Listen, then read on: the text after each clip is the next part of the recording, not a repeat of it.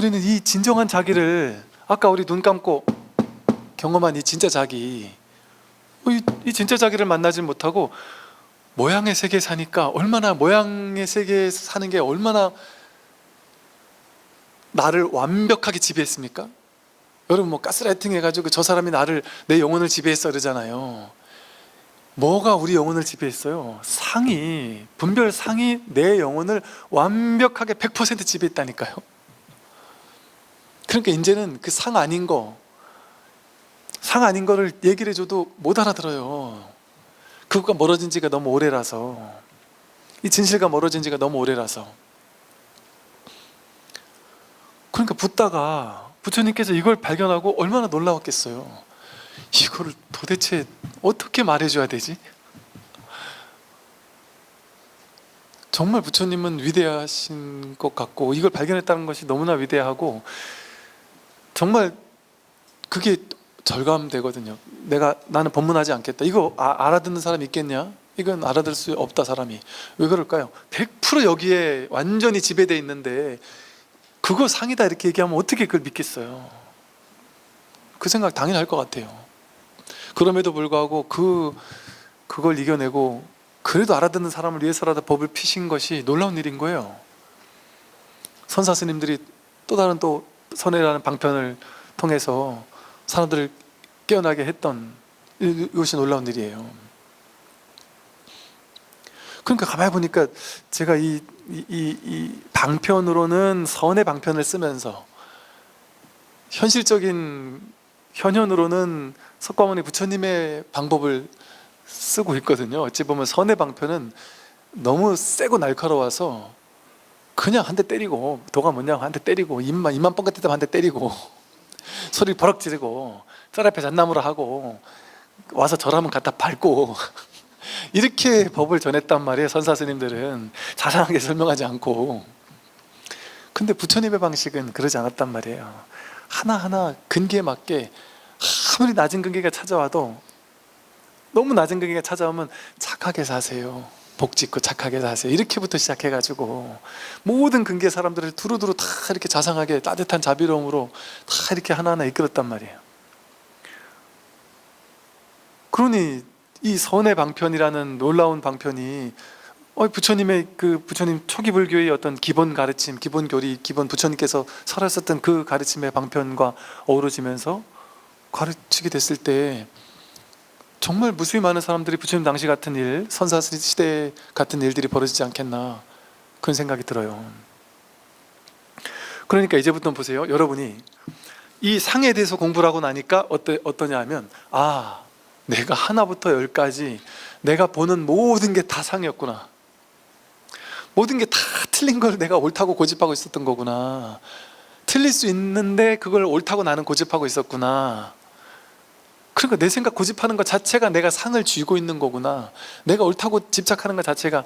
그러니까 이 공부를 하면 꼰대가 안 된다니까요. 마음이 열리니까. 젊은 사람들은요, 이게 뭐 권위 뭐 이런 거 없어요. 그냥 갖다 질러버려요, 그냥. 그럼 옛날 사람들은 당황스러워요.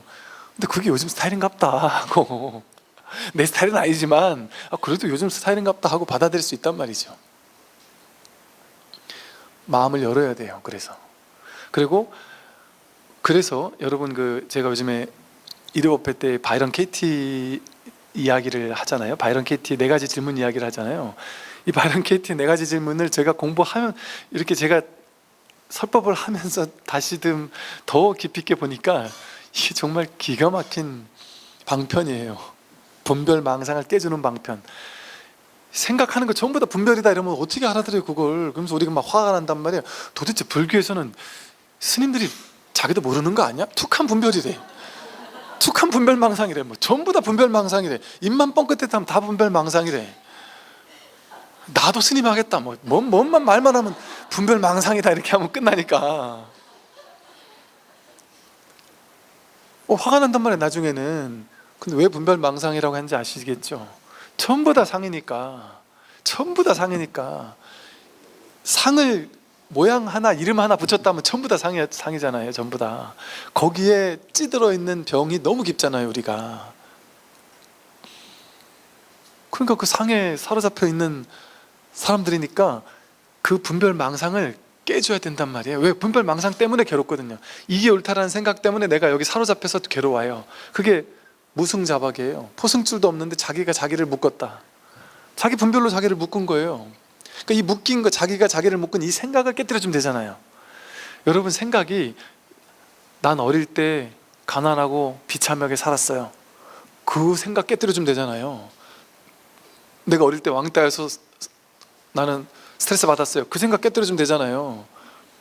나는 괴로웠어요. 그게 진짜 괴로웠는지 아닌지를 깨뜨려주면 되잖아요.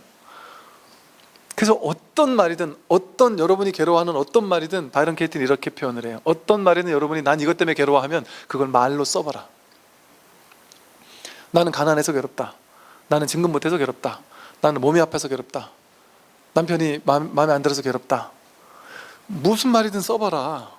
나는 무엇으로 때문에 괴롭다. 그러면 네 가지 질문을 던져봐라. 첫째, 그것이 진짜냐? 그것은 진실하냐? 그러면 대부분 맞는데요? 난 이것 때문에 괴로운 게 맞는데 이렇게 얘기해요. 그러니까 다시 한번 물어요. 눈을 딱 쳐다보면서, 스승이 바로 앞에서 질문한다면 눈을 딱 쳐다보면서 그것이 진실이라고 정말 확신할 수 있습니까? 100% 진실이라고 확신할 수 있습니까? 자기에게 질문을 던져보세요. 난 남편 때문에 괴로워. 100% 진실이라고 확신할 수 있습니까? 자식이 내가 원하는 대학에 못 가서 괴로워. 100% 진실이라고 확신할 수 있나요? 알 수 없지 않나요? 이 아이가 난 여기를 대학 갔으면 좋겠지만 이 아이의 인연은 여기 있었을 수도 있잖아요. 여기 갔으면 오히려 내 인연을 못 만나는데 내 귀인들이 이쪽에서 만날 수도 있잖아요. 근데 우리는 아는 척을 하고 생각, 욕망을 따라가니까 무조건 좋은, 남들이 좋다고 하는 데를 가야 되는 거예요. 왜? 비교 분별해서 여기가 더 좋으니까. 우리는 비교 분별심만 따라가니까 그걸로 가야 된다고 생각해요. 남편이 진짜 진급해야 되는 게 맞을까요? 진급을 못해가지고 괴롭다고 했지만 그게 맞을까요? 그게 맞는지 100% 확신할 수 있습니까? 100% 확신할 수는 없잖아요. 남편이 그 일을 했다가 그렇지 않아도 지금 막 폭발할 만큼 힘들었는데 그 일을 더 하다가 나중에 쓰러지면 어쩔 거예요? 저 군에 있을 때 그렇게 진급하고 싶어 했는데 진급하고 나서 1년도 안 돼가지고 진짜 쓰러져서 돌아가신 분을 뵀거든요. 그 자리, 그걸 딱 하면 아주 힘든 자리에 가야 되는데 그렇지 않아도 이분은 막 엄청 쌓여 있었는데 거기 가서 너무 힘들어. 이런 일들도 있을 수 있단 말이죠. 알 수 없는 일이지 않을까요? 정말 내가 옳다고 내 생각이 100% 맞다고 확신할 수 있을까요? 그 어떤 것도? 내가 아픈 게 아프지 말았어야 하고 확신할 수 있을까요? 내가 몸에 과거부터 쌓여있는 업습이 있고 안 좋은 거 먹고 뭐 안 좋은 습관 때문에 뭔가 마음에 안 좋은 게 막 쌓여있을 때 이게 병으로 한번 탁 나와가지고 털어내 줌으로써 몸이 가벼워질 수도 있거든요. 나중에 이게 쌓이고 쌓이다 보면 나중에 큰 병으로 확 올 게 단타로 여러 가지 병이 오는 걸 통해서 내가 풀려나갈 수 있단 말이죠. 예를 들면 어떻게 알 수 있어요? 이거 100% 확실한지. 내가 가난해서 괴롭다, 이게 진실인지 100% 확신할 수 있습니까? 나같이 가난한데 괴롭지 않은 사람도 있잖아요. 그럼 가난해서 괴로운 게 아닐 수도 있잖아요. 이런 것처럼 그걸 100% 진실인지 확신할 수 있습니까? 라고 질문하면 자기 스스로에게 질문을 던져서 자기가 경험으로 확인해 보는 거예요. 그러면 그렇지, 100%는 아니지, 100%는 아니지, 그게 아닐 수도 있죠, 이렇게 얘기한단 말이에요. 그런데 만약에 그 생각이 옳다라고 믿을 때 마음이 어떤가요? 하고 물어요. 당신은 어떤가요? 그 생각을 믿을 때마다 괴로운 거예요. 남편은 내가 시집 잘못 가서 괴롭다, 이 생각을 믿을 때마다, 남편을 볼 때마다 괴로운 거예요. 그 생각을 믿으니까. 자식을 볼 때마다 자식이 너 그때 그렇게 했었으면 이런 일 없었잖아 하고, 그때 엄마 아빠 말 들었으면 더 좋았었잖아 하고, 그 생각이 날 때마다 괴로워요. 날 때마다 스트레스를 받아요. 그럼 그 생각을 쥐고 있는 동안은 괴롭단 말이에요. 그럼 그 생각이 없으면 어떨까요? 당신은 누구일까요? 하고 묻는단 말이에요. 그 생각이 없으면 그 괴로움이 있을까요? 그 생각이 없으면 그 괴로움이 없어요. 그 생각을 믿고 실체시 여기고 거기 사로잡힐 때만 그 생각에 끌려다니느라 괴로운 거지. 그러고 나서 놀라운 방법을 써요. 나는 무엇 때문에 괴롭다라는 말을 뒤집어 보라 그래요. 정반대로. 나는 남편 때문에 괴롭다, 이 말을 뒤집어 보고 그것이 진실한 측면이 없는지, 혹은 처음에 말했던 이 말보다 더 진실하지는 않은지, 그걸 되짚어 보라 그래요. 나는 남편 때문에 괴롭다. 그런데 뒤집으면, 예를 들면 나는 남편 때문에 괴롭지 않다. 여러분, 내가 남편 때문에 괴로울 때, 괴롭다고 할 때 내가 남편 때문에 괴롭지 않은 일은 없습니까? 내가 안 찾아봐서 그렇지. 옆집 보니까 남편이 때린대. 우리 남편은 그래도 때리진 않지. 그러니까 내가 남편 때문에 괴롭진 않네. 그래도 남편이 남의 남편은 막 뭐 도박하고 뭐 하고 해가 돈을 막 탕진하고 뭐 난리인데, 우리 남편 그래도 월급은 갖다 주니까 뭐 조금 갖다 줘도 월급 갖다 주는 게 어디냐. 그러니까 내가 남편 때문에 이건 괴롭지 않은 거네. 솔직히 찾아보면 내가 남편 때문에 괴로운 거 있지만 괴롭지 않은 것도 충분히 있지 않나요? 내가 괴롭다라는 거기만 집중해. 그렇지. 그리고 또 뒤집으면 나는 남편 때문에 괴롭다잖아요. 그럼 또 뒤집으면 어떻게 되냐면, 나는 남편 때문이 아니라 남편은 나 때문에 괴롭다. 이 말이 앞에 말 못지않게 진실일 수 있지 않을까요? 대부분 부부 되는 분들이 남편 아내 때문에 괴롭다라고 와서 얘기하거나 뭐 이메일을 보내거나 할 때 보면 대부분 어떠냐면, 딱 자기가 있어요. 자기 필터로 아내와 남편을 맨날 바라봐요. 그 반대를 못 봐요. 그러면서 그게 쌓여 있어요. 계속 쌓이니까, 쌓이니까 아예 마음이 확 닫혀버려요. 근데 그게 나는 남편 때문에 괴롭다인데 남편은 나 때문에 괴롭다? 가만있어 봐. 남편 나 때문에 괴롭나? 내가 남편 때문에 괴로운 것 때문에 남편 앞에서 웃지도 않고 맨날 짜증내고 밥도 제대로 안 차려주고 예쁜 표정도 안 지어주고 술만 먹으면 바가지 긁고 맨날 그랬으니까, 남편은 나 때문에 얼마나 괴로웠을까. 물론 나도 남편 때문에 괴로웠지만 박수도 마주쳐야 소리가 나는 건데, 나 때문에 남편도 얼마나 괴로웠을까. 그것도 진실하지 않아요? 내가 남편 때문에 괴로운 것만큼 남편도 나 때문에 괴로운, 그 말도 진실하지 않냔 말이에요.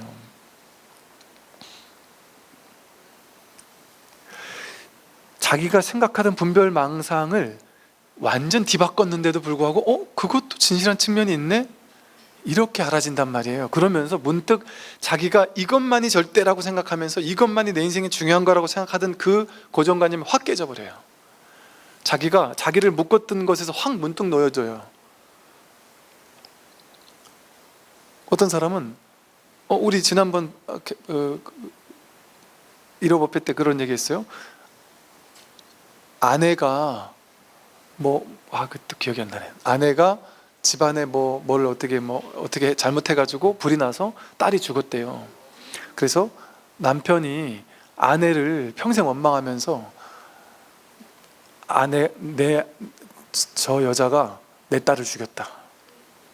내 아내가 내 딸을 죽였다. 정말 죽일 사람이다. 나쁜 사람이다.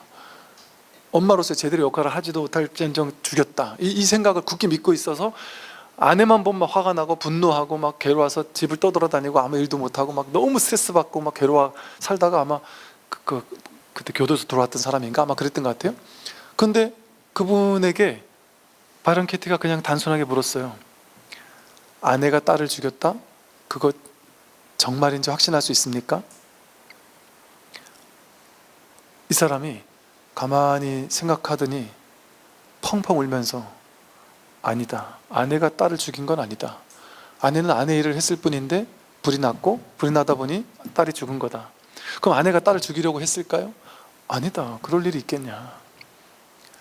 그러면서 문득 놓여나 버려가지고 갑자기 활짝 웃었다는 거예요. 그래서 평생 아내가 딸을 죽였다라는, 그리고 또 하나 질문. 아내가 딸을 죽여서 딸은 죽지 않아야 될 나이에 죽었어. 그 생각을 믿고 있으니까 아내가 얼마나 믿겠어요. 근데 이런 질문을 던져요. 딸은 그때 죽으면 안 된다라는 그 생각이 진실인지 정말 확신할 수 있나요? 라고 물었어요. 그때 이 사람이 문득 노연하면서, 알 수 없네요. 그 아이의 인연이 거기까지였으면 꼭 그런 일이 아니었어도 어떤 방법으로든 떠날 수 있었을지도 모르겠네요. 알 수 없는데 나는 그렇게 그 당시에 사로잡혀 있으니까, 그 상황 속에 사로잡혀 있으니까 그 생각을 믿었던 거예요. 그러니까 평생 거기서 노연하지 못하고 분노하면서 살았던 것이죠. 이처럼 자기 생각이 정말 맞는지, 그 정반대라고 여기는 그것이 혹시 진실한 측면은 없는지. 그러니까 여러분, 제가 그 가만 보면요, 이건 안 돼. 이게 하지 말죠. 그 이거잖아요. 이렇게 예를 들어, 나는 보수는 틀렸다, 나는 진보는 틀렸다, 이렇게 믿는 사람이 그 반대를 뒤집으면 어때요? 나는 보수는 틀리지 않았다고 생각한다, 나는 진보는 틀리지 않았다고 생각한다. 그게 맞는 측면도 영 없냔 말이에요. 아예 없냔 말이에요. 그런데 이렇게 물어보면 대부분, 스님 그건 하지 마세요. 그거는 여지없이 내 말이 맞아요. 왜냐하면 이건 진실이에요. 이건 무조건 내 말이 맞아요. 쟤네가 틀렸어요. 이렇게 얘기한단 말이에요. 그 말이 무슨 말이냐면 닫혀 있단 말이에요. 뭐에 닫혀 있느냐? 종교, 정치 두 개는 무조건 닫혀 있어요. 사람들 마음이. 요즘엔 종교에는 조금씩 열려요. 타종교 사람들 종교 상관없이 막 진짜 공부될 만한 것든 공부한단 말이에요. 이렇게 열리는 시대이기 때문에 제가 이런 말도 하는 거예요. 저는 옛날에 진짜 정치적으로 너무 정말 진짜 꽉 막힌 극단 진보 친한 사람들이 몇 있었고요. 군대 가면 또 완전 그 보수의 아주 핵심적인, 얼마나 많은데요. 양쪽 사람들의 얘기를 다 들어봐서 제가 알아요. 진짜 한 명 한 명 만나면 다들 너무 좋은 사람들이에요. 근데 이 사람들 광화문에서만 만나면 뭐지, 한반도 기와 태극기만 들고 나타나면 이 사람들이 갑자기 이상한 사람들이 돼버려요. 양쪽 다. 그러면서 대화를 해보면 일단 벽을 쳐요. 일단 그 얘기는 내 편 아니면 일단 그 얘기는 하지 마라. 그러니까 이게 옳고 저게 틀리다, 저게 옳고 이게 틀리다라는 얘기를 하는 게 아니죠. 그죠? 또 이렇게 얘기하니까 사람들 그래요. 저 스님 분명히 자기도 어디 한쪽일 거야. 그런데 아닌 척하면서 이렇게 얘기하는 사람도 있더라니까요. 이만큼 우리 분별의 병은 100% 우리를 지배하고 있었던 거예요. 이런 얘기가 도저히 안 들릴 만큼. 정치는 다 그랬잖아요. 옛날 노론 소론 동인 서인 맨날 나뉘어가지고 쌓이는 거예요. 그냥 그것만이 정치인 줄 알아요. 저는 그래서 옛날에 그때 그럴 때 이런 얘기를 했어요. 야, 나는 제가 이게 정치 얘기가 제일 극단적으로 치우치는, 자기를 비춰줄 수 있는 좋은 거울이라서 그런 것도 있고요. 또 이걸 통해 저는 뭐랄까, 옛날에 그런 생각을 했어요. 내가 꿈꾼다라기보다는 참 아름다운 정치, 이 노자도 그러거든요. 진짜 지혜로운 사람들이 하는 정치, 이런 얘기를 하거든요. 진짜 지혜로운 사람들이 하는 정치는 이 본성을 확인하는, 즉 어느 극단에도 치우치지 않은 중도적인 정치예요. 그거는 보수나 극단이 아니야, 어중간한 중간을 얘기하는 게 아니에요. 모두에게 마음을 열고 어디에도 마음을 닫지 않는, 어떤 하나의 상을 쥐어서 이것만이 절대라고 그렇게 하지 않는, 그건 진정한 이 깨어있는 지혜의 중도 정치인 거예요. 근데 그런 거를 하는 사람은 아직 못 본 것 같아요. 그냥 어중간하게 나는 이것도 아니고 저것도 아니고 중간쯤이야, 이런 사람은 있을 수 있지만, 이 지혜에 입각한, 그래서 앞으로의 시대는요, 지금부터 이미 그렇게 발돋움하고 있어요. 앞으로의 시대는 깨달은 도인들이 정치합니다. 국회의원하고 시장하고 군수해요. 진짜로. 또 깨달은 도인이 학교 선생님하고요, 깨달은 도인이 경영하고요, 깨달은 도인이 장군이 되고요, 깨달은 도인이 회사원하고 그래요. 지금 많아요. 근데 그 사람들을 만나보면 정말 달라요. 그 전과 후가, 자기가 이 진실을 알기 전과 후가 겉으로 봤을 땐 비슷해 보여요. 알 수가 없어요, 겉으로 봤을 때는. 그런데 안목으로서 보면 그게 보이고 다른 세계가 돼요. 다른 시대가 돼요. 그래서 이 상을 깨고 사는 게 이래서 중요해요. 그런 면에서 제가 아까 말한 것처럼 그 바이런 케이티의 그런 방편도 상당히 우리의 이 너무 절대적으로 우리가 사로잡혀 있는 이 분별을 한번 분별에 이렇게 균열을 가게 해주는, 한 번 틈을 줘서 그게 아닐 수도 있는 가능성에 마음을 좀 열어볼까 할 수 있는 아주 좋은 방편의 길이 되는 것 같아요. 그래서 이제 앞으로 이 첫째 장에 제가 이 상에 대한 이야기를 이렇게 넣어놨는데, 이걸 통해서 여러분들이 이제부터 공부하면서 내 생각에 맞지 않는 얘기가 왔을 때 그 생각, 이건 생각일 뿐이구나, 생각으로 이걸 해석하고 받아들이지 않고 생각을 좀 내려놓고 한번 빈 마음으로 한번 들어보시고, 당신들이, 여러분들께서 괴로운 일이 생길 때, 힘든 일이 생길 때 어떤 생각 때문에 괴롭지? 내가 괴로울 때는요, 어떤 생각 때문에 괴로워요? 예를 들어 며느리가, 저 어머님께서 우리 집에 시도 때도 없이 전화도 안 하고 부숙부숙 찾아오면 안 돼 라는 생각을 했는데 그분은 계속 찾아와요. 그러면 한 번, 두 번, 세 번 얘기하고 눈치도 주고 별걸 다 했는데도 계속 찾아와요? 그러면 해도 안 되잖아요. 해도 안 되면 본인은 본인의 괴로움을 어떻게 해결해야 될 거 아니에요. 그러면 어차피 해도 안 되는데 이걸 계속 그 생각을 쥐고 있으면, 어머니가 부숙부숙 찾아오면 안 돼, 제가 찾아오면 안 되는지 찾아와도 되는지 그게 어느 한쪽이 옳다 그르다 얘기를 하는 게 아니에요. 그건 각자 알아서 판단하는 거예요. 그거는 절대 진실이 없으니까. 근데 이 상황에서는 지금 그런 일이 안 벌어지고 있잖아요. 그럼 나는 내가 행복해야 되잖아요. 내가 행복해야 되는데 내 마음속에 계속해서 어머니가 우리 집에 자꾸 불쑥 찾아오면 안 돼라는 그 생각을 쥐고 있으면 계속 괴로워요. 계속 괴로워요. 근데 나는 둘 다 쥐고 싶은 거 아니에요. 어머니랑도 그렇다고 해서 너무 막 그냥 막 이래가지고 남편하고도 사이 안 좋고 이러는 것도 싫고, 그렇다고 또 우는 것도 싫고. 그러면 가만히 생각해 보면 그 괴로움 어디서 왔느냐를 가만히 따져보면, 찾아오면 안 된다라는 그 생각이구나.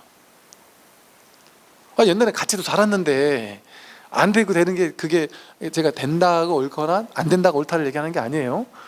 그건 뭐 인연 따라 사는 거예요. 그냥 알아서 각자 자기 인연 따라. 근데 보세요, 옛날에 같이 살기도 했잖아요. 같이 모시고 살기도 했잖아요. 근데 딴 데 있다가 한 번씩 와주니까 얼마나 좋아요. 다르게 생각하면. 그 반대의 측면 없느냐 말이죠. 와, 우리 어머니 진짜 대박인데, 남들 어머님은 맨날 하루 종일 옆에서 모시고 살면서 잔소리 맨날 하면서 밥 해와라 뭐 해와라 하는데, 야, 저분은 딴 집 살면서 가끔 한 번씩 오니까 대박이다, 우리 어머님은 진짜. 그러니까 이런 측면으로 생각을 뒤바꿔 볼 수 없느냐 말이죠. 그러니까 그 한 생각을 쥐고 있으면 자기가 괴로운 거예요. 물론 이제 그 방법 말고 저는 그거 죽어도 못 쓰겠어요. 근데 그걸 죽어도 못 쓰겠으면 어떻게든 막 대판 싸우든 어떻게 해서 어떻게 결론 냈겠죠. 근데 그것도 싫잖아요. 그렇게 해가지고 내가 불효자식이 되는 건 싫단 말이에요. 또 내가, 난 또 착하긴 하고 싶단 말이에요. 그러니까 이런 것처럼 어떤 괴로움이 됐든 모든 괴로움은 무엇 때문에 괴로운지를 스스로에게 질문을 해보면, 나는 요것 때문에 괴로운 그 생각이 나와요. 이걸 요렇게 분별하기 때문에 내가 괴롭구나라는 그 분별이 나온단 말이에요. 그럼 그 분별 한번 뒤집어 보세요. 그게 진짜 확실한지, 이 생각이 정말 옳은지를. 그 반대인 게 오히려 더 옳지는 않을까? 한번 생각해 보면 어때요? 분별에 내가 그동안 견고하게 이것만이 절대 진실이라고 생각했던 내 생각이 옳고 쟤네는 틀렸어, 요즘 것들은 다 틀렸어, 그 생각에 균열이 갈 수 있어요. 그래서 비로소 이제 그들과 함께 화합할 수 있고 화해할 수 있고 받아들일 수 있는 지혜가 생겨날 수 있어요. 그러면 내가 살죠. 나부터 살아요. 나부터 행복해지죠.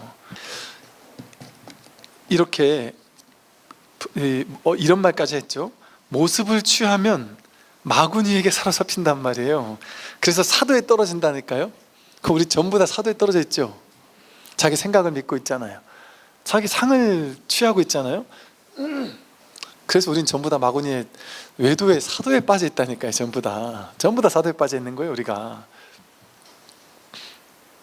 이렇게까지 충격요법을 쓴단 말이에요. 선사 스님들은 그냥 확 그냥 자비롭게, 야, 이거 분별하는 게 아니야 이렇게 얘기하지 않고, 그거 외도 사도야 이렇게 얘기를 한단 말이에요. 충격받으라고. 대충 자비롭게 얘기해줘서 못 알아들을 수 있으니까. 모든 모습은 전부 허망하니. 그래도 스님, 제 생각 좀 옳은 거 있지 않을까요? 없다니까요. 그래서 이런 말을 했죠. 아무리 옳은 생각도, 이거는 분명히 옳은 생각도 있을 수 있잖아요, 그죠?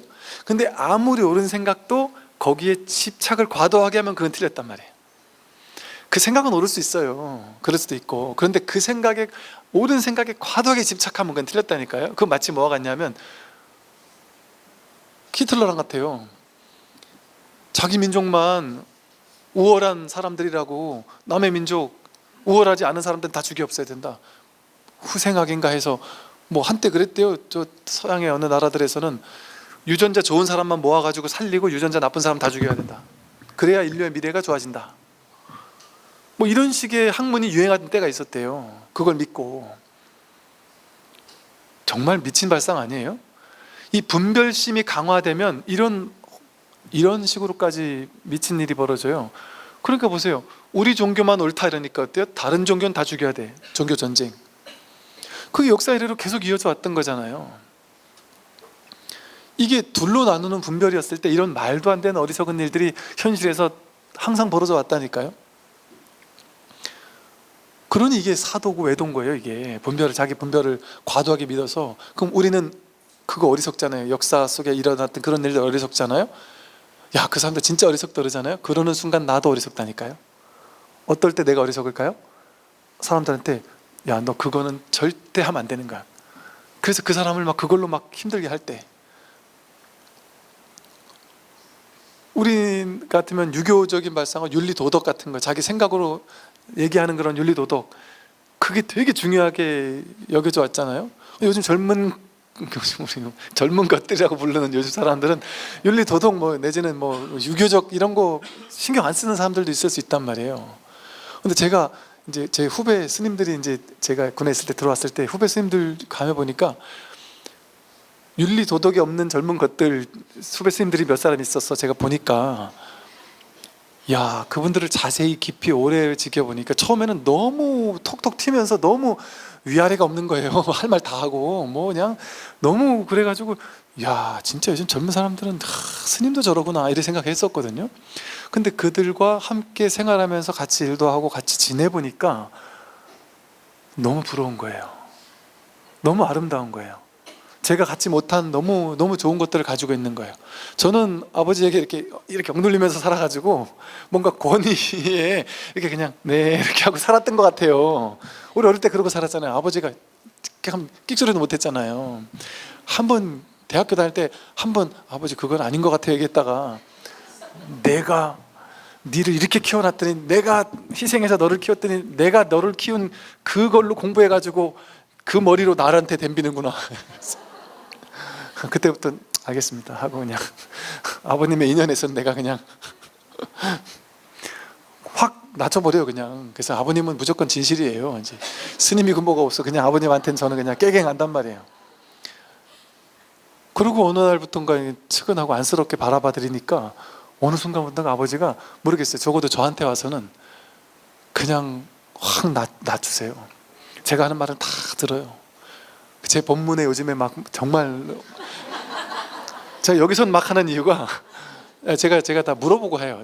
우리 가족들 중에도 절대 내 얘기하지 마 이러면 안 해요. 근데 저희 아버지 어머니는 은근히 즐겨요. 그래서 내가 하는 거예요. 자랑스러워하고 막 즐겨요. 본인을 까도 즐겨요. 재밌어해요. 그래서 하는데 또 이제 BTN에서는 잘 안 해요. 주로 당신은 인터넷은 못 하거든요. 그러니까 BTN만 보거든요. 거기서는 부모님 나쁜 얘기 잘 안 해요.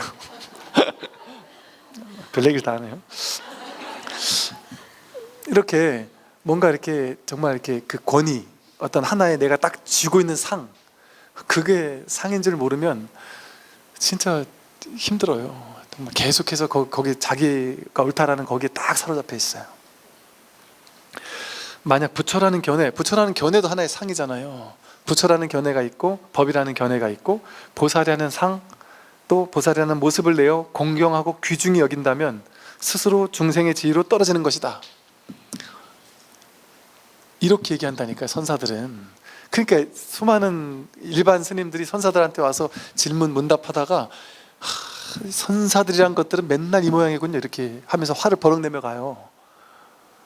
왜냐하면 본인들은 신도님들한테 부처님을 잘 모시고 부처님께 공양 올리고 부처님께 보시하고 부처님께 꽃공양도 올리고 부처님 오면 삼배 거룩하게 하고 항상 부처님이란 모양은 부처님은 상을 보면 상호 원만 구족한 부처님께 귀의하고 맨날 이런 거 가르치잖아요.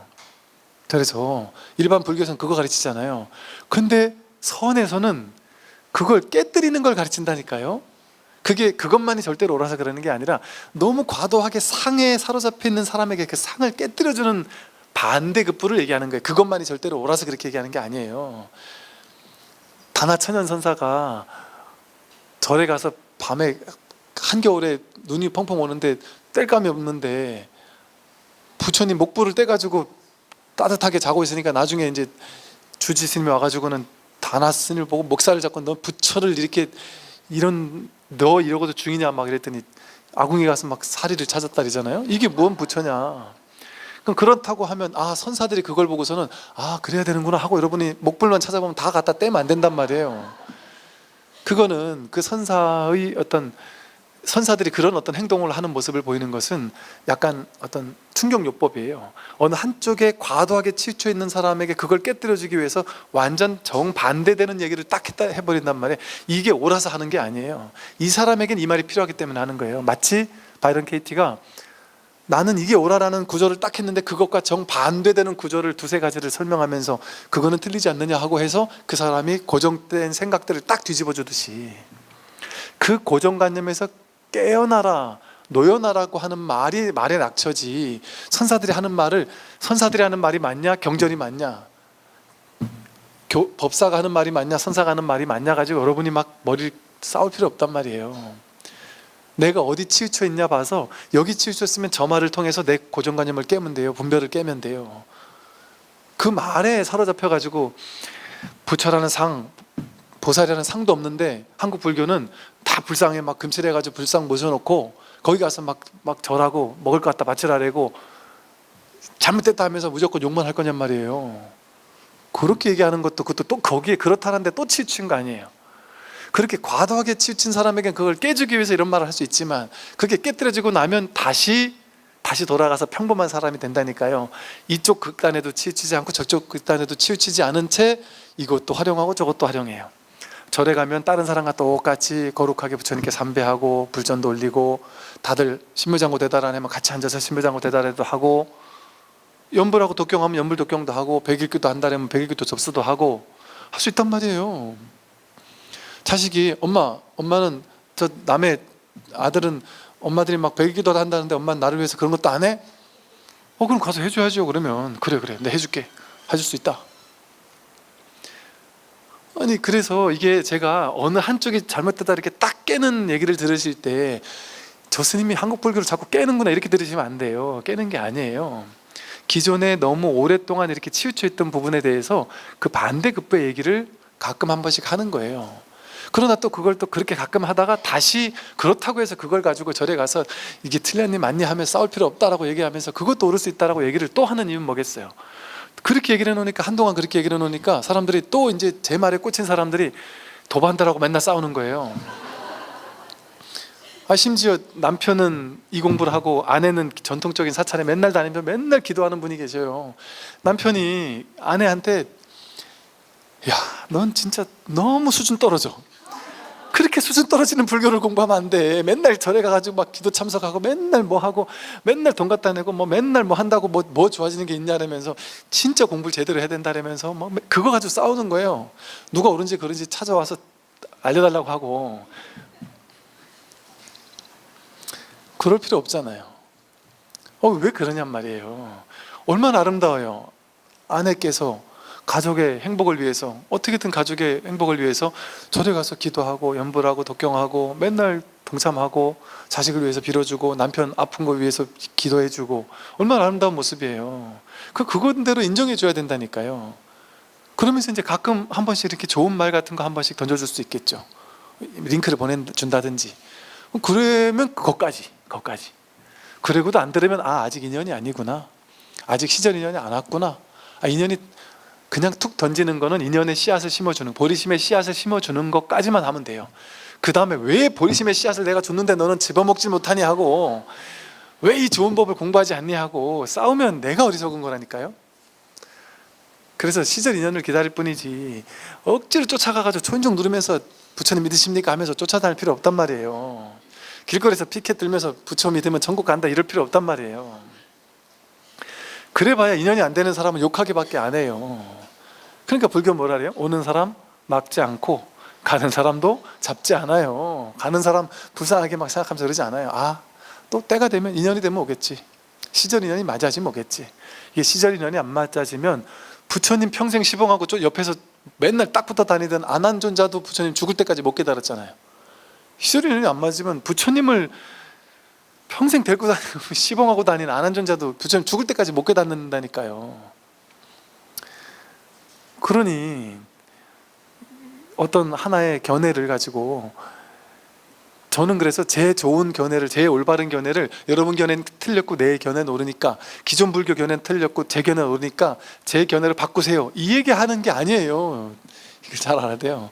제 견해도 깨고 기존 견해도 깨고, 모든 견해, 부처라는 견해, 법이라는 견해잖아요. 그 모든 것이 일체 모든 견해를 다 깨는 얘기를 하고 있는 거지. 저 견해 다 버리고 내 견해를 취하세요, 이렇게 얘기하는 게 아니란 말이에요. 부처님 말씀이, 금강경의 말이. 그러니까 금강경이 뭐예요? 아상을 깨라래고 인상, 중생상, 수세상도 깨는데 법이라는 상도 깨라고 나중에 나오잖아요. 이게 법이다라는, 이것이 법이구나 하는 그것도 깨야 된다. 그러니까 겉에 드러난 어떤 모습에, 어떤 특정한 모습에 이건 진리고 저건 진리 아니다 이런 게 없습니다. 여러분, 법을 이게 진리라 그랬잖아요. 스님이 목탁치고 연불하는 게 진리고요, 기도하는 게 진리고, 백일기도 하는 게 진리고요. 내가 진리의 안목이 있으면 무엇을 해도 다 진리 아닌 게 없어요. 그냥 쓸고 닦고 청소를 해도 진리고, 길을 걷는 것도 진리고, 목사님이 설교하는 것도 진리고, 다 진리 아닌 게 없어요. 나누지 않으면, 분별하지 않으면.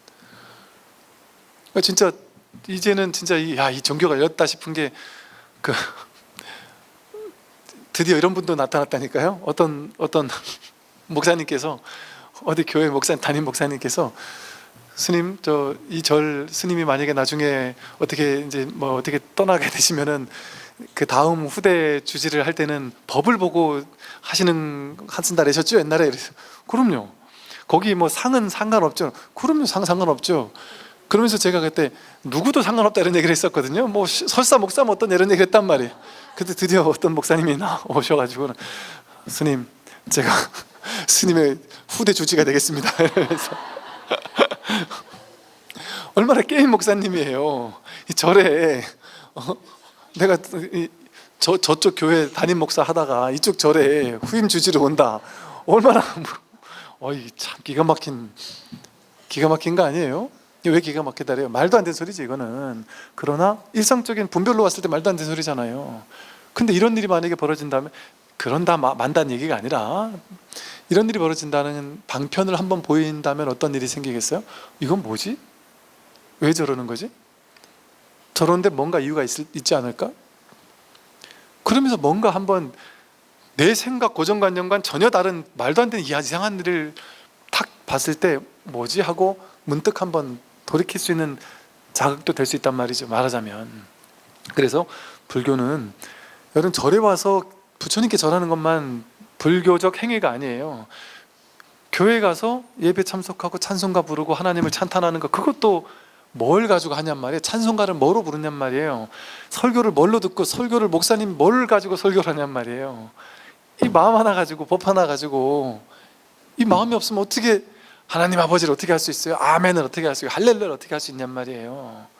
할렐루야, 아멘, 이게 법인 줄 모르고 이 양반들이 이걸 알고 저 얘기를 하면 참 좋을 건데, 보통 그러잖아요. 이렇게 이 좋은 말 딱 듣고 나면 기독교 신자들은 아멘 하고 할렐루야 그러잖아요. 이게 할렐루야 소식, 아멘 하는 소식이라니까. 진짜 이게 진짜 복음이고, 이게 진짜 복음이 이거예요. 이게 진짜 하나님이고, 이게 진짜 둘이 아닌 하나님이라니까요. 이게 천지창조를 누가 했냔 말이에요. 이 마음이 천지창조를 했잖아요. 이 온 우주를 어디서 온 우주가 펼쳐졌어요? 일체유심조 마음에서 이 우주 전체가 펼쳐졌잖아요. 그 마음을 다른 말로 하면 신이거든요. 그러니까 예수님, 기독교에서는 지금 삿된 이렇게 정경으로 속하진 않지만, 도마복음 같은 거 읽어보면 도마복음은 그냥 선어록 같아요. 언제 한번 도마복음 강의할까 싶기도 하는데, 도마복음 선어록 같다니까요. 예수가 공생의 기간에 인도에 와가지고 수행하다가 어느 정도 나름의 견처가 열리고 가서 법을 폈다, 이런 얘기가 상당히 과학적으로 학계에서 타당성을 이렇게 많이 얘기를 해요. 그래서 BBC 방송국에서도 인도에 예수가 와서 수행하던 도량을 몇 군데 찾아다니가지고 조명하고, 그래서 제가 티베트 인도 갔을 때 그 도량에 갔더니 여기가 예수님이 와서 수행하던 절이라는 거예요. 그래서 외국 사람들이 성지순례 온다니까요. 예수님 성지라면 성지순례 오는 걸 봤다니까요. 그러니까 그럴 가능성이 충분히 있어요. 왜냐하면 그 당시 이 동서의 그 교류가 활발했거든요. 수행자들의 교류도 상당히 활발했거든요. 그리고 실제 도울 선생이 그랬던가? 예수님은 자기가 하나님의 메시아다, 내가 하나님의 아들이다, 뭐 이런 얘기를 실제 자기 입으로 안 했다는 뭐 이런 얘기를 또 학자 중에 하는 사람이 있더라고요. 그럼 법을 얘기했을 거야 아마. 그러니까 성경을 읽어보면 그러잖아요. 하나님께서는 구약에서 이렇게 말했다. 그러나 나는 이걸 다르게 말한다 하고 반대 얘기를 한단 말이에요. 옛날에 읽어서 기억이 안 나. 예를 들면 이스라엘인들만 하나님의 백성이다 이렇게 했는데 이스라엘인들만이 백성이 아니다. 그 누구도 다 하나님의 백성이다. 이 기존의 고정관념을 하나님 이게 옳다라고 얘기했던 그게 아니다라고 다 완전 뒤집는 것 같은 완전 파격적인 설교를 하신단 말이죠. 그래서 이게 제가 이런 얘기를 하는 이유가 우리는 모두가 한 몸 한 마음이거든요. 우리는 불교 신자만 깨닫게 하면 돼 이게 아닌 거예요. 모든 존재가 종교 있고 종교 없고 이 종교 저 종교 상관없이 모두가 한 가족이라니까요. 한 마음을 쓰고 있다니까. 우리가 다르지 않아요. 둘이 아니에요. 그러니까 어떻게 적과 악원을 나누겠어요. 나누는 게 비불교적인 발상인데 그건 중도가 아니잖아요. 정도가 아니에요. 부처님이 어떻게 사셨냔 말이에요. 부처님이 아함경 니까에 맨날 읽어보세요. 아라하니요 아래 바라문이요 바라문이요 맨날 이런다니까요. 바라문이요 하고 법문 많이 해요. 바라문한테 하는 법문이잖아요. 바라문은 그 당시 브라만교 믿는 성직자란 말이에요. 브라만교를 믿는 성직자들에게 법을 설하는 일이 많았단 말이에요. 또 지금 말하면 자이나교 그 성직자들한테도 얘기를 하고 또 타종교인들에게도 보시를 하라고 하고 심지어 신자들한테 다른 종교에 가서도 네 불교 개종했지만 그 기존에 있던 그 종교 성직자들 너가 보시를 안 하니까 다 굶어 죽지 않냐. 그들도 한 가족이다. 그들에게 가서 보시해라. 기존에 하던 것처럼. 그렇게 얘기한단 말이에요. 그게 부처님의 정신인 거예요. 그게 둘이 아닌 정신이거든요. 근데 이 특정한 요것만이 불교라고 하는 것 자체가 부처라는 견해, 법이라는 견해, 이것만이 법이라는 견해에 치우쳐 있는 거잖아요. 그 분별상에 갇혀 있는 거거든요. 그래서 다만 진실로 알고자 한다면 어떤 모습도 취하지 않으면 될 뿐 달리 할 일이 없어요.